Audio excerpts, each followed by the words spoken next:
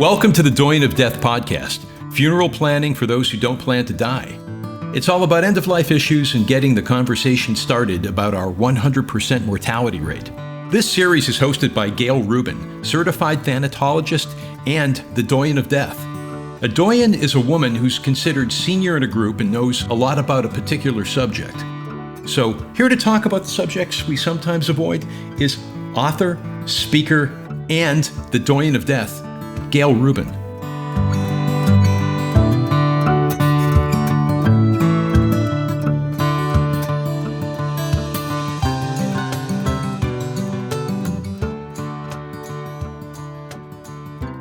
Welcome to today's podcast. I am so excited to have Greg Bennick with me for discussions about mortality, keyed to the work of Ernest Becker and his Pulitzer Prize winning book, The Denial of Death. Hello, Greg.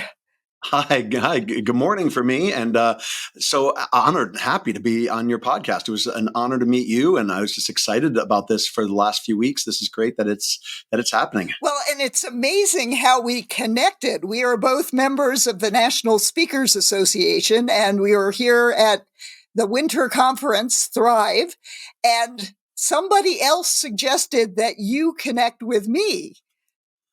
That's right. It came up in conversation. I brought up mortality. I brought up death. I'm the life of the party. These are the things I bring up in social conversation. Everyone else is getting to meet each other, having drinks, exchanging phone numbers. And I'm like, let's talk about dying. But I managed to bring that up. And I brought it up because, and we'll probably get into this, I'm working on a biography on this writer who wrote about the subject. But my friend who I was speaking with said, oh my goodness, you have to meet my friend Gail. This is essential, has to happen immediately. And then I sent an email and here we are. I am so thrilled. Yes, we had such a fun conversation during just the break in the main speakers at the conference. And here we are. So as a keynote speaker and an author, you're focused on, you've got a book forthcoming in August of 2024 called Reclaim the Moment, 7 Strategies to Build a Better Now. But your background, you've been a punk rock band leader? It's true. I was a punk singer, a performer and speaker ever since I was basically 12 years old. I did my first professional presentations when I was 13 years old. And throughout my life, I've been on stages and made my living speaking, as it were. But my keynote is about ways to come back to center when we've been thrown off track. The keynote's about focus. The book goes deeper into 7 different strategies that are important to us all. But my other background is exploring and trying to understand the relationship between our psychology, our mortality, our self-esteem, how that all ties in to the way we treat each other day to day. So it's been almost like not a side project because it's been an immense part of my life, but it's interesting that I've got this whole focus for the keynotes and in the book, and then I've got this whole other area of interest as well, which is what we'll dive into today. Exactly. So in 2005, you were the producer of a documentary called Flight from Death, The Quest for Immortality. Talk a little bit about that. And is that totally centered on Ernest Becker's work and the denial of death? It is. It was the first feature film about Ernest Becker's work, or first certainly feature-length documentary about Ernest Becker and his work. And we dove deep into his ideas. And when I say we, it was myself with Patrick Shen of Transcendental Media in California. And I was co-producer, or I was producer, as was Patrick, and we were both writers on the project. And we created this documentary that was quite extraordinary. I mean, it still is. It brings up so many ideas, even after 20 years. It brings up so many different ideas. We traveled all over the place, interviewing people, interviewing everyone from the academics and the researchers, all the way across the board to just commonplace people who are contemplating mortality and what it signifies. Becker himself, and we'll get into him in a bit, I'm sure, was writing not necessarily about death and dying in a literal sense, but what it signifies to us psychologically. So the film looks at what happens to a human animal who is going to perish at some point, what happens to us now in this conversation or in our day-to-day lives that is affected or influenced by the fact that we are mortal creatures? So that's what the film looks at. So let's talk about Ernest Becker. Who was he? How did you find out about him?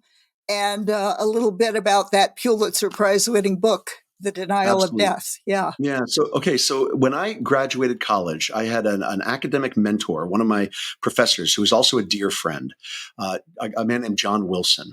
And on my graduation day, John walked up to me and with this look of confidence handed me 3 books. And he basically put them in my hand and smiled and walked away, essentially, with the implication that I was to read them. And the books were Man's Search for Meaning by Viktor Frankl, Otto Rank, Art and Artist, and The Denial of Death by Ernest Becker. Well, I did what most people do when somebody hands you books. You put them on a shelf and you plan to read them, quote unquote, someday. About a year later, he saw me on the street and he said, "How are you doing with those books?" And I said, "Well, you know." And he looked at me and he said, "You're scared of those guys, aren't you?" And he walked away. And it was a challenge, and it made me really mad. So I read the Viktor Frankl book first, which absolutely rocked me to my core. And, that could be a book description for another time, but Viktor Frankl, Man's Search for Meaning. And I attempted to read Otto Rank, Art and Artist, which took me the better part of 20 years to get through. It's one of the most challenging books to read that I've ever encountered. And the most brilliant. It's a book about aesthetics and how we look at the world and how we interface, create, understand, appreciate art. That book is very challenging. But then I dove into The Denial of Death, and it completely unraveled me. What Becker was attempting to do was try to figure out, and he was writing in the 60s. He died in the early 70s. He was trying to figure out why it is that we treat each other the way we do, given our abilities, propensities, faculties, and the fact that we can rationalize and think through problems. We can understand why it is we do things, and yet we do different things. We do things that are detrimental when we don't need to.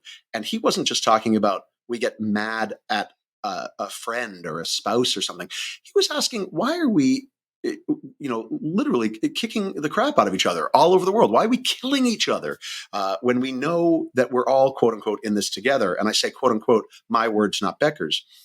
The point is, I read The Denial of Death, and it completely discombobulated me. And I ended up connecting with other people who were interested in Becker's work. I ended up writing songs for my band at the time, influenced by his work. And over time, the documentary came about because Patrick had been working on what was a nascent version of that film. He had done a couple interviews, and he was finding that he was meeting and talking to academics who were talking about Becker's work and philosophy and psychology. And he found me because I had been doing other work with Becker's work. I'd been trying to meet with, this is true and sounds unreal, but I'd been trying to meet with world leaders to talk about Becker's work, thinking, why not start there? And was actually successful. I actually met with the president of Belize and talked to the president of Belize and had other meetings scheduled, but 9/11 preempted them. And Patrick heard about this work and was like, this guy's not an academic. I want to talk to him about the film or about Becker's work for the film. And he flew to Seattle from LA. We sat down for an interview. We started laughing so much and had an instant bond and connection, and decided from that point over time to work on this film together. And it was an extraordinary development, both of a friendship and of the film itself. And that's how it came to be. It came to be through this just very unusual set of circumstances that led to quite a few years of my life being engrossed in Becker's work as we developed the project. And that film actually won some awards, I believe.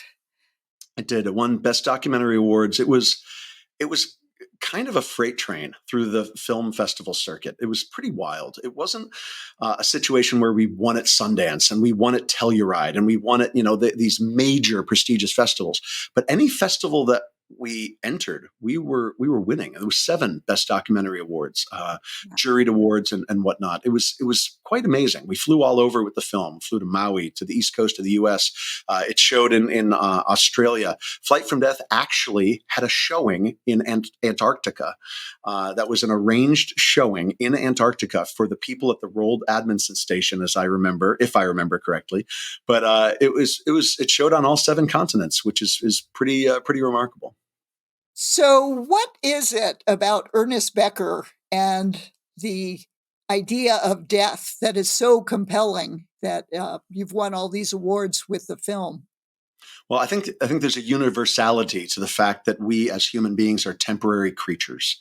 And as temporary creatures, we simultaneously also see ourselves as eternal creatures in a way, meaning I cannot fathom in the moment, as I'm speaking to you right now, the fact that I'm eventually going to be food for worms or dust or a skeleton. I can't comprehend it because after I speak to you, I might go get Thai food, or maybe I'll go to the gym, probably the former, not the latter. And then I'll do other things throughout my day. I don't plan to perish, but eventually there's going to come a day, maybe it's today, where that is actually, unbeknownst to me, the priority.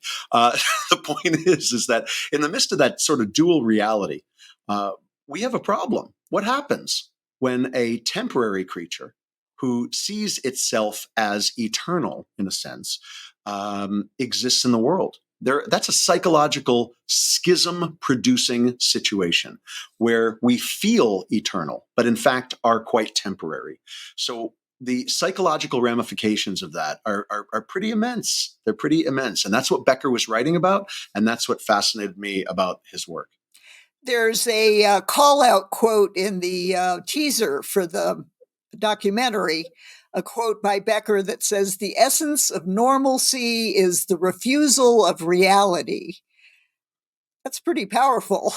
It's pretty powerful. And that's what he was speaking about. And I should say and quantify that Becker was writing about this in his book, The Denial of Death, and in the posthumous release, Escape from Evil, which was originally part of The Denial of Death, meaning they were all one book and they were split up by the suggestion from his publisher and whatnot. But the point is that Becker didn't always write about death. And I always like to specify that because if we're getting technical about Ernest Becker, it wasn't always death that it was at the forefront of his mind. Certainly human and social behavior, but for the moment, and for what we're talking about here, the book that won him the Pulitzer Prize was indeed about our relationship to death and about that refusal of reality. And what he meant was not that we refuse the idea that, for example, if I walk out in the street, that a car is not going to run over me because I'm refusing reality and the car isn't real, but rather that as I walk out into the street, I cannot comprehend the idea that a car driven by somebody, say, who's texting and driving, might just run up on the sidewalk, and while I plan to just go and do my handful of crunches at the gym, flatten me into a pancake. I can't imagine that happening.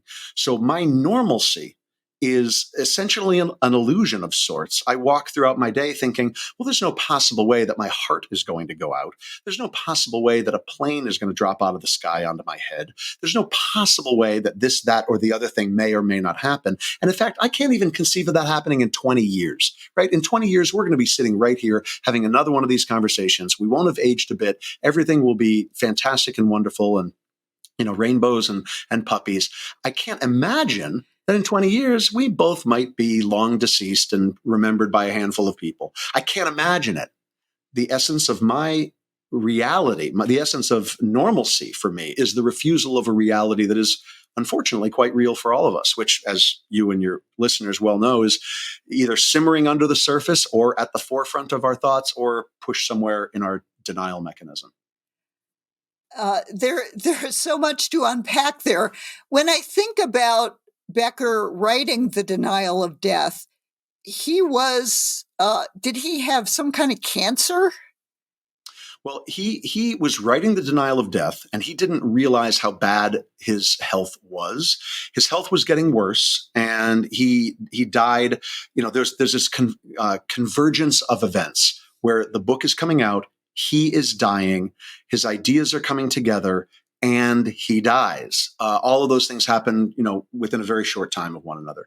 So he had cancer, and it could be said, and now we're getting deep into the biographical element of him, but it could be said that he was writing not necessarily about himself, but that he had a strong sense that what he was writing was connected to the situation that he found himself in, if that makes sense. Yeah. Yeah. And that whole idea of us being aware and yet not wanting to admit that we could fall off the face of the planet physically at any time. Doesn't this play into this idea of our immortality, that we are spirits having a physical experience? So yes, and while I don't personally think of myself as a spirit having a physical experience, my friends who are either religious, devout in various capacities definitely speak to that. So undoubtedly, that's an idea that a lot of people attach and connect with. I think for me, and the perspective that I bring to this, is that I'm fascinated by the idea, what do we do with that fact, right? Or with that idea, the idea that I'm temporary, that whether I'm a spirit or a consciousness or an ego or a sense of Greg, whatever that might be, that what do we do with that fact? We create a lot of defense mechanisms, a lot of reactive structures and systems in order to help manage that fact. For example, okay, let's just take it as true that Gail and Greg are someday going to die. I don't think that can be argued, right? I think that someday we're both shuffling off this mortal coil. So with that said, what do we do with that fact? Well, I'll tell you this, somewhere in the depths of my brain, I'm pretty happy about the fact that we're doing this podcast. And I don't just mean happy like you're nice, I like what we're talking about, we are going to be friends for a while until we die. What I mean is quite literally, yes, I like doing this, but I also like it on a psychological level where somewhere I'm realizing that this is going to outlast me. The digital copy of this conversation that shows Greg is coherent and well-spoken is going, or hopefully, is going to exist for 1,000 years until people, give up using digital technology, the internet, videos, what have you. This is going to outlive me if I leave my place in a few minutes, go to the gym or to get Thai food and get hit by a submarine or whatever happens to me. This will survive me. Psychologically, it helps me. It helps my existence to do this interview and to have the connection with you, for example. There are so many of these defense mechanisms that exist, and they're not actively defensive, but they're defensive against that reality that our normalcy is counteracting with, or counterbalanced with, I guess you'd say. Meaning, it could be suggested that belief systems or religions or the list goes on are ways that we feel that we're part of something bigger than ourselves that will survive us even as we disappear. So we're surrounded by these structures all the time. I mean, well, and it's also having children, writing books, yes, absolutely, building buildings or literal monuments to 100% people or ideas. I was literally, like, as you started what you said, I was about to say, and you were on the exact same page, having kids. There's a component of that, right? I don't have kids. I don't either. Yeah. Right. So here's the bad news. There's no little Greg or Gail that's going to run around after us, telling everybody how cool we were, or essentially being us, right? There's no little Greg who's going to run around with a shaved head and speak about focus. Doesn't exist yet. But the point is that, having kids is definitely psychologically soothing, even though my friends who are parents would say having kids at times is not so psychologically soothing. But I think you know what I'm talking about. Yeah. All for reaching for a slice of immortality, at least in the mental concept of it, or the physical reality of creating something that lives on beyond us. Join us for the next episode with Greg Bennick as we continue the conversation about Ernest Becker and the denial of death and our mortality. Thank you for joining us on the Doyenne of Death Podcast.